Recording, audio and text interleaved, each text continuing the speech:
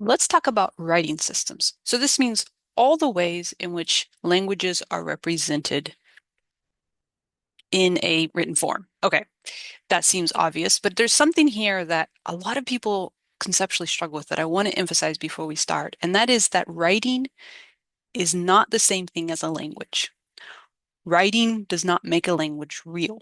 And it might seem obvious to you, but I've run into some very intelligent people who don't seem to understand that or get confused between the two concepts, similarly to how I see myself and other people getting confused between the concepts of the numbers you see on paper and the actual amount. Those things are not the same thing. The numbers are a representation of the thing we're counting or representing with the numbers. In the same way, and this is something you may hear me say a lot, and something you should know and maybe memorize, language is not writing. Writing is not language. Rather, writing is a representation of a language. Okay, so with that concept firmly in our minds, let's talk about writing systems of human languages. So first of all, well, what is writing? So here's a definition from Peter Daniels. Writing is a system of more or less permanent marks used to represent an utterance in such a way that it can be recovered more or less exactly without the intervention of the utterer or the speaker. So from that quote, we can learn a lot of things, but I want to emphasize a few things that's important to keep in mind. Writing is a representation of language. I've said this before. I'm going to say it again. It's not language. It's a representation of language. In fact, some people talk about writing as reducing language to writing. You may have heard that phrase. And it's a good word because when we represent something in writing, we're reducing the amount of things that we're communicating. You can't give the whole communication of language, the intonation and um, the context and the rhythm in writing. So you're really reducing the language down to a simplified, very simplified representation. So writing is a representation of language. Writing is a system. It's not a random collection of marks. The system has to be either visual or tactile. So it's either something we can see is represented visually, or it's represented tactilely. So something that we can interact with physically, something we can feel, essentially. So those are two things that writing has to be considered writing. And another important thing that is in a system, writing is a system that is not independent of culture or history of the speakers.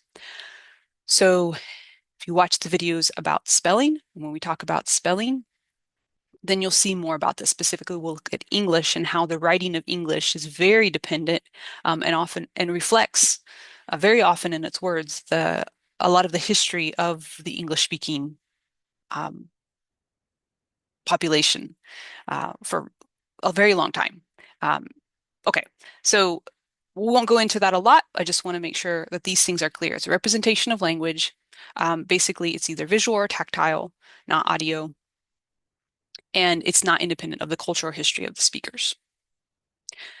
So with that in mind, let's look briefly here at the main types of writing systems. And I've created a graph here that's simple, and I've used vocabulary in a way that's hopefully easy to keep the different levels and types separate. But this is my representation. You should know if you do any reading about writing systems, if you look into it, you're going to find out that things are not this simple. Rarely does a writing system fit very clearly in one of these types. It often has a combination of different types, and people use the vocabulary kind of loosely. So we'll talk about that, and I'll explain some of it as we go, but just keep that in mind. So the main two types that we are going to learn about and focus on is logographic systems and letter systems. So we're going to all the writing systems that, as we're looking at them. So is this representation? Again, this is a simplified representation, but it's a basic one. All writing systems can be divided into either meaning-based, which is logographic, logo meaning like sign or study of, and graphic meaning writing. So it's a meaning-based writing system, or it's a sound-based writing system, and we'll call those letters. Writing systems that use letters.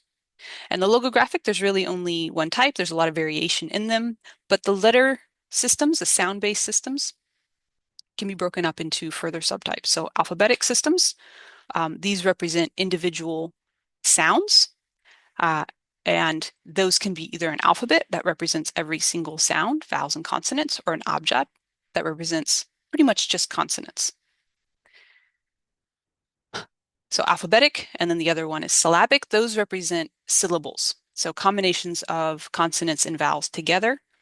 And the syllabic systems can be broken down into the syllabary, which is a unique symbol for every syllable sound, and the abogidas, which are, as you can see, that's kind of that fading broken line between the abjad and the abogida. It has a similarity between them. Abogida represents syllables, but it tends to focus its representation around consonants and then add vowels to it. So again, there's your fuzzy line between the different systems. It's not clear. So alphabetic systems include abjads, which represent consonants as individual sounds. Syllabics include syllabary, but also abogido, which represents syllable, but the abogida tends to focus on the consonants. So there you can see again, some of that not always clear division between them. But this is all you need to know, this basic graph here. And pretty much all the writing systems can be fit under these, even if they have variation, you can label them as primarily one of these types.